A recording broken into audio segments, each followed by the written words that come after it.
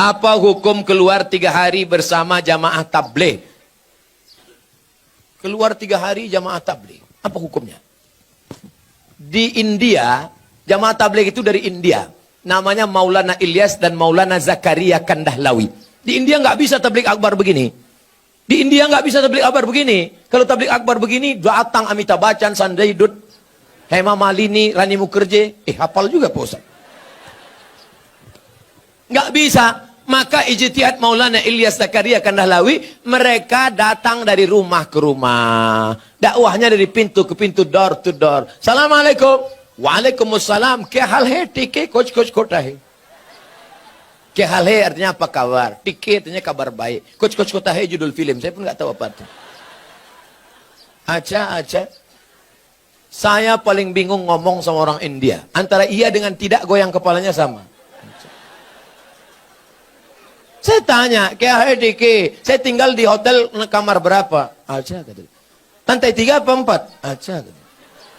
Maka ini datang dari India, mereka ulama-ulama ahli hadis. Siapa yang kaya, punya duit banyak, kerja tidak mengikat, 3 hari datang ngajak ke pintu. Assalamualaikum, waalaikumsalam. Ayo ke masjid ya. Ayo datang pengajian ya. Mereka inilah yang berdakwah di jalan Allah. Abdul Somad ceramah ke Bontang. Kenapa? Karena diundang Pemko.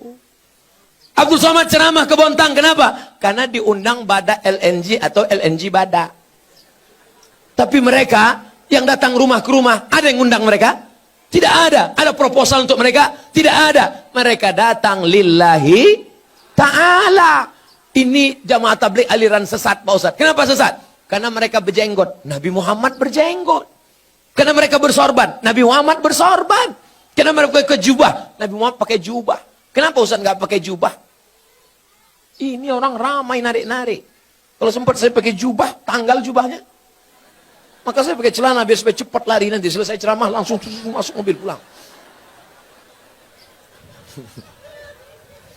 Jangan katakan mereka sesat. Mereka adalah orang yang mengajak ke jalan Allah. Mereka aslinya dulu preman, bertato, kumis tebal, anting-anting, gak kenal agama. Tapi datang jamaah tabligh di terminal, ini preman. Datang, preman, tato besar, gambar ular kobra. Datang itu jamaah tabligh, memukul ular kobranya. Hei, ayo ke masjid. Berani anting ngajak saya? Besok dia datang lagi. Lama-lama preman ini tersentuh. Datanglah dia ke masjid. Ini bukan cerita bohong. Ini bukan cerita yang diada-adakan. Seorang preman di kampung saya. Rambutnya panjang, punya meja biliar. Tidak pernah sholat. Akhirnya saya pulang dari Mesir. Dia yang jadi imam di masjid. Bismillahirrahmanirrahim. Saya heran. Siapa ini? Assalamualaikum warahmatullah. Yang punya meja biliar. Saya tanya, abang gimana ceritanya tobat? Ustadz nggak pernah menceramahi aku nggak pernah datang ke masjid, aku nggak pernah dengar khutbah, aku nggak pernah nengok tabligh akbar. Tapi ada orang yang datang ke meja biliarku, mengajakku. Siapa itu? Inilah dia jamaah tabligh. Berapa banyak orang dapat hidayah karena mereka. Kalau engkau belum sanggup seperti mereka, jangan ejek olok-olok mereka. Ini banyak orang ngejek. Apa itu? Itu jamaah kompor. Apa itu? Itu jamaah KUPJ. Apa itu KUPJ? Kelompok Ustadz Panjang Janggut. Oleh sebab itu maka mereka dakwahnya lembut. Assalamualaikum Pak Haji. Waalaikumsalam. Ayo ke masjid ya Pak Haji. Jangan ajak-ajak saya. Kamu belum lahir, saya sudah haji. Apakah mereka jamaah tabligh berhenti? Mereka besok ajak lagi. Assalamualaikum Pak Haji. Waalaikumsalam. Ayo ke masjid ya Pak Haji. Kan sudah kubilang kemarin. Ini kening sudah sujud 1000 kali di Masjidil Haram. Catatan amal sudah penuh. Aku tinggal masuk surga aja lagi. Tinggal sana, pergi. Masjid kalian yang jelek itu nggak level ya.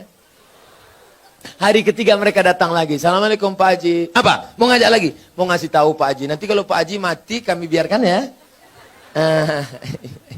Akhirnya Pak Haji pun ke masjid juga. Oleh sebab itu maka dakwah mereka lembut. Apa pernah jamaah tabligh marah-marah mengkafirkan? Enggak. Mereka datang ngasih siwak, minyak wangi, ngasih sorban, ngasih parfum. Ayo ke masjid Pak Ustaz. Kalau nggak setuju mereka nggak marah. Apa pernah jamaah tabligh marah sama saya karena saya nggak berjenggot? Enggak. Apa pernah mereka mengatakan, yang nggak berjenggot masuk neraka? Jangan kelahi gara-gara jenggot. Jamaah tabligh berjenggot dia aja. Aku ngeliat ente berjenggot kayak kambing. Yang berjenggot juga marah. Aku kambing, kau nggak berjenggot anjing. Akhirnya berantem anjing sama kambing. Yang senang siapa? Musang berbulu ayam. Mereka nanya, kenapa mereka kelahi? Gara-gara jenggot. Di masjid lagi. Iya, untung kita nggak ke masjid. Rusak persatuan. Itu tidak terjadi di Bontang. Kenapa? Karena Bontang tertib agamis. Mandiri, aman, nyaman. Kalau terjadi, mungkin di dekat-dekat perbatasan luar Bontang. Apa yang harus saya lakukan ketika ibu saya selingkuh sudah 3 kali kedapatan? Apakah saya boleh membenci dan memarahinya? Apa yang sebaiknya dilakukan bapak saya, Pak Ustadz? Engkau dulu lahir ke dunia ini lewat rahim ibumu atau lewat tabung gas 9 kilo? Apakah bisa kau katakan, Mama, aku tak pernah? Tidak pernah kita pernah lalu di perutnya, lalu di rahimnya, dan dia meregang nyawa. Itu tidak bisa kau pungkiri. Oleh sebab itu, bahwa dia bersalah, ya, tapi kesalahan dia tidak membenarkan kedurhakaan engkau. Maka caranya bagaimana? Suruh bapakmu menasehatinya. Bapakmu pun kok bisa dia buat selingkuh 3 kali? Kemana bapakmu selama ini? Laki-laki itu kan tahu dia. Periksa HP-nya. Tiba-tiba di HP ketawa-ketawa. Kik. Kau ngapain siapa? Sama siapa? Sama mantan, Bang. Reuni-reuni dia pergi. Tanya dia. Ibu-ibu kalau reuni bapaknya ikut. Nanti pergi sendirian. Ditanya, mana gambar suamimu? Ini. Gantengan aku ya? Iya, Bang. Akhirnya semua berawal dari macam. Udah macam abang saya. Udah macam adik saya. Berawal dari macam, berakhir dengan macam-macam. Oleh sebab itu ini mesti kita jaga. Nah, dalam kasus begini bagaimana Pak Ustadz? Laki-laki 2. Yang pertama, dia sabar atau dia gugat ke pengadilan. Kalau kau sabar, kau jaga dia. Kalau tidak, kau gugat di pengadilan. Maka kasus perselingkuhan paling cepat hakim menjatuhkan talak. Kalau kau sabar, jaga dia dengan baik. Kalau kau tak sabar, kau lepas dia dengan baik. Bunga bukan setangkai, kumbang bukan seekor. Patah tumbuh hilang berganti, hilang 1 tumbuh 1000. Gimana? Sabar? Saya sabar Pak Ustadz. Jaga dia sampai mati, saya jaga Pak Ustadz. Lupakan yang lain, lupakan. Jaga dia.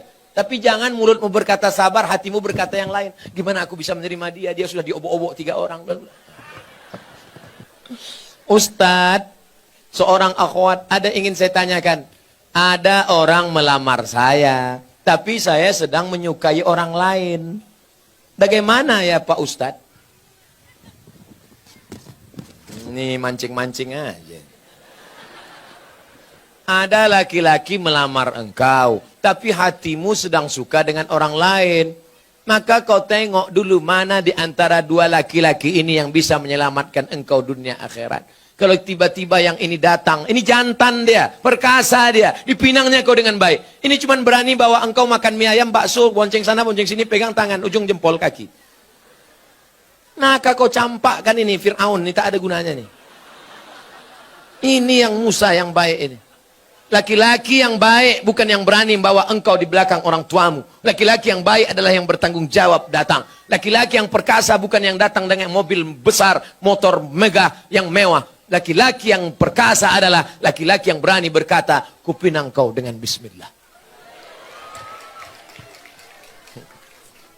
Buanglah mantan pada tempatnya. Mudah-mudahan yang tua, yang muda, remaja-remaji semuanya diselamatkan Allah Subhanahu wa taala.